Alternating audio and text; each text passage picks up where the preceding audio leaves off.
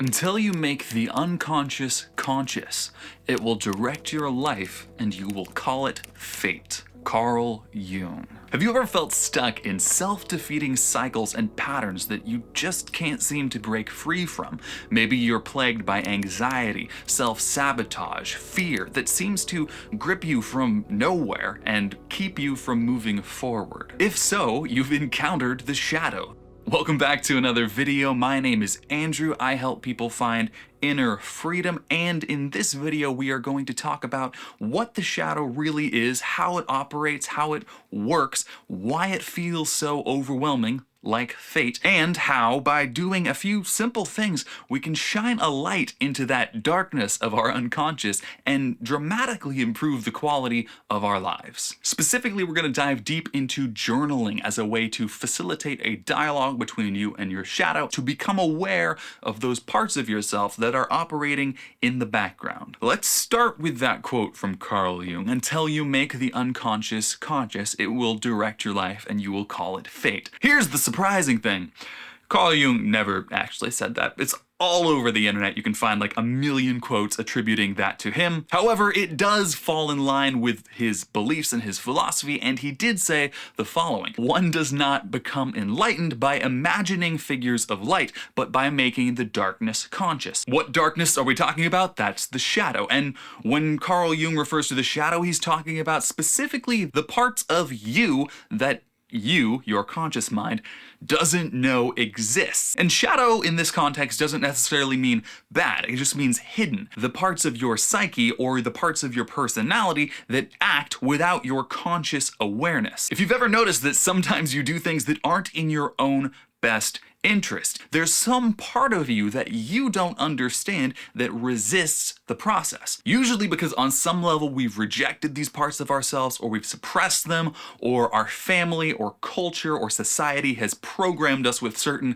fundamental belief systems that operate in the background. They inform the way we see the world and think, but we don't notice them. They are automatic. The shadow often works through denial or rejection. These parts of ourselves that we don't want to see in ourselves, we will see as external forces coming into our lives from outside. Or so it would seem. And paradoxically, the more you resist this shadow side of yourself, the stronger it gets. Think about it. It's the part of you that you don't want to think about, or that you don't know about, right? So by saying, "I don't want to deal with that part of me, I don't want to think about that," you're effectively pushing more into the shadow. The more you try to avoid it, the bigger and more powerful it becomes. From a young age, we learn to sacrifice parts of ourselves to fit into our society, our family, our conditioning. We are taught that certain things are okay and not okay, and because we don't want to be cast out and rejected, we instead cast out and reject the parts of ourselves that have been deemed unacceptable, whatever that might mean. So now we understand that this shadow self is really just all of the parts of ourselves that we have disowned or repressed, or that we just don't know about. The things that operate behind the scenes but still exert influence on the way our lives work. But why does this matter? After all, you might think, well, okay, so I repressed the bad parts of me, but I really don't want to deal with that stuff. It's bad after all. So what's the benefit of doing shadow work? Well, here's the thing. Pretending a problem doesn't exist, sadly, doesn't really make it go away, does it? It's like an ostrich sticking its head in the sand. You don't really gain anything, you just try to blind yourself to what you don't want to look at. That's not a very effective method of going through life. Because, as Jung emphasized, what we fail to make conscious, what we don't understand, will inevitably end up exerting a huge influence over our lives, and we won't know why. Have you ever sabotaged a great opportunity or a great relationship? Maybe people invite you to go do things you think would be fun, but some feeling inside you says, "No, don't go." And then later you regret it. You think, what was I doing? Why did I feel that way? That is the shadow exerting its influence. These disowned parts of our psyche are still operating like fragments of personalities, like little patterns within our brains that continue to have a trigger and response that we play out whether we are aware of it or not. But here's the liberating part. The more we bring those elements of the shadow into the light of our consciousness, the more we gain conscious control over whether we follow through on the impulse.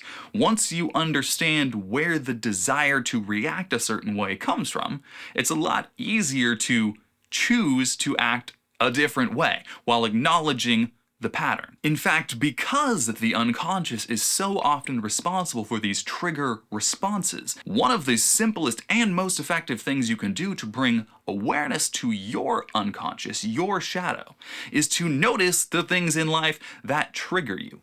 Instead of resisting being triggered, instead of shying away, blaming the people through projection, it's their fault. Ask yourself, why did I react that way? A person with inner anger will experience external events and other people as being frustrating or infuriating.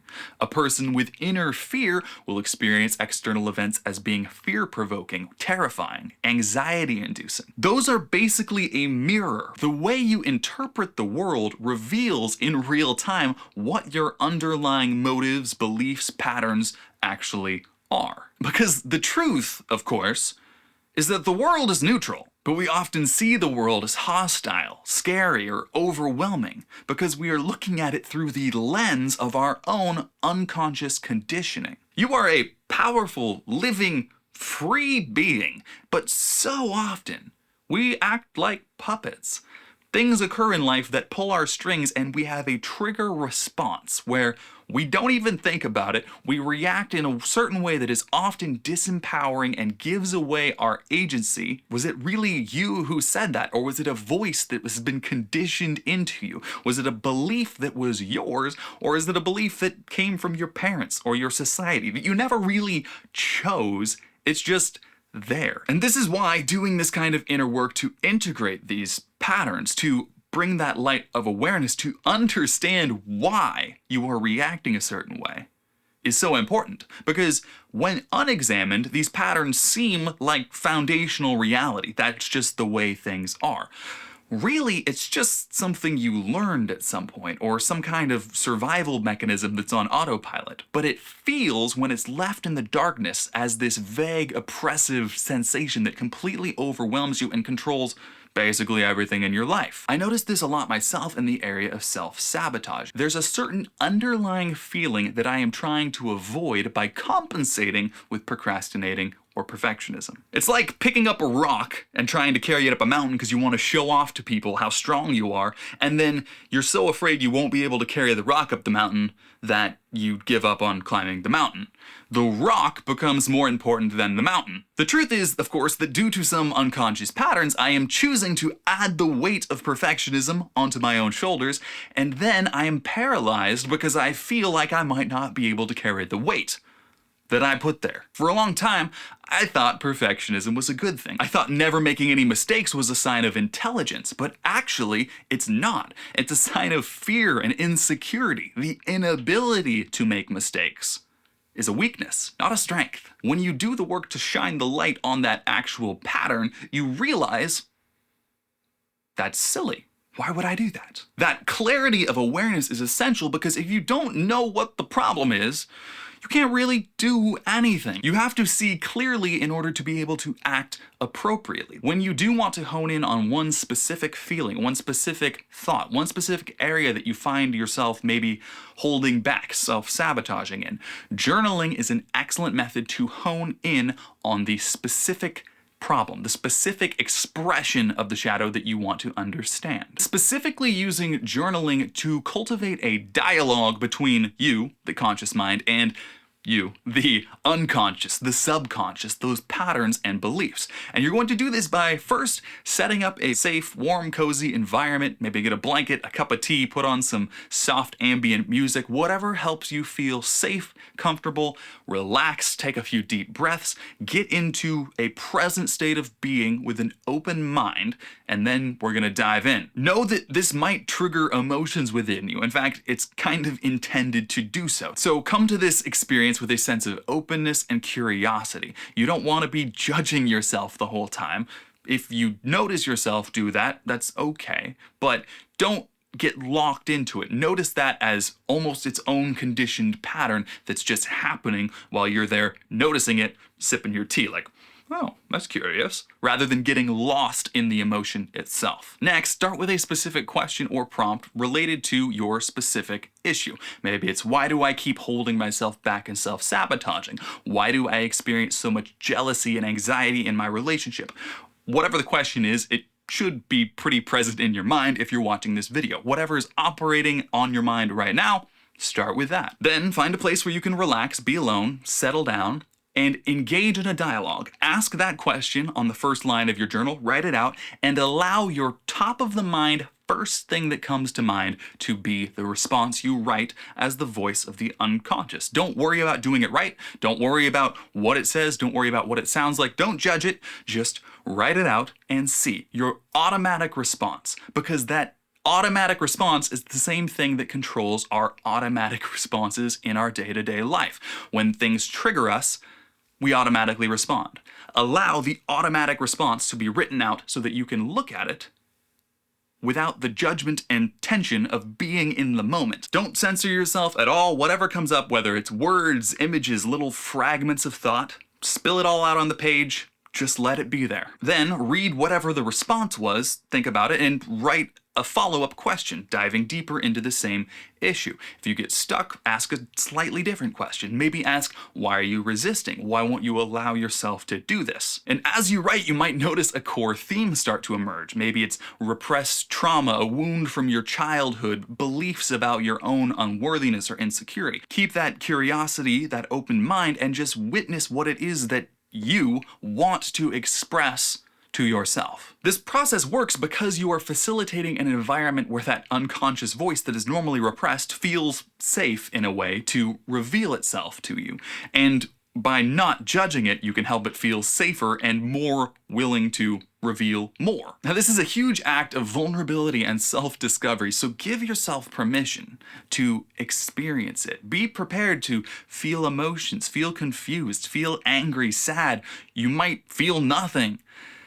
It's going to be very personal to you. This process is basically designed to bring up those triggers and those things you've been holding back. So remember that you are in a safe place. Remember that you are being courageous and strong by even doing it in the first place. Be prepared to feel all kinds of things. Be prepared to cry, be angry. That means you're doing it right. That's the suppressed stuff beginning to come into the light of consciousness. And what you'll find is that very often, these things that feel so overwhelming, we feel so isolated, so small, these feelings of worthlessness, almost like an oyster forming a pearl. It starts as a grain of sand, and then layer after layer after layer is applied to it until it's this huge thing. It starts so small, and then we build more and more and more and more meaning onto it until it becomes this huge problem, this huge thing we're afraid to look at. When we look at the core, it's almost always tiny. And when we allow that whole process to be seen within ourselves, there's a clarity. Once you see behind these beliefs, once you see how they were formed, without that judgment, without all that worrying, without all those pearl layers, so to speak, then there's a tremendous amount of freedom because you realize the things you've been running from was yourself, in a sense. The twisted and distorted perceptions that you just assumed were real or were reality that have been controlling your life aren't really as big of a deal as you thought they were. And it's not actually the feeling or the thought that creates the vast majority of our problems. It's our reactions. It's the things we do in order to avoid those feelings. It's like a little kid going into their closet to look for a monster, right? The whole time they get closer and closer, it feels so oppressive and scary, terrifying even. But when they open the door, when they have the bravery to look in, wow. There's no monster in here. Things are all of a sudden a lot easier to deal with. I actually have a whole video detailing my own experience doing a shadow work journaling session where I go through my own session, all of the things I wrote down, my own insights, the feelings, the reactions I had. I tell you all of the things I learned, what I thought, how it went. Fair warning, it's a little heavy at times and it's very personal to me. It gets deep into some of my own insecurities and worries, and the voices can sometimes be very destructive until we go go through the process of understanding them. So if you're curious about the exact specifics of how I went through this same process, you can check out the link in the top of the description. The key is sticking with the process and meeting whatever comes up with an open, non-judgmental presence. That is how you consciously re-own and reintegrate these parts of yourself rather than trying to avoid them, trying to suppress them even more.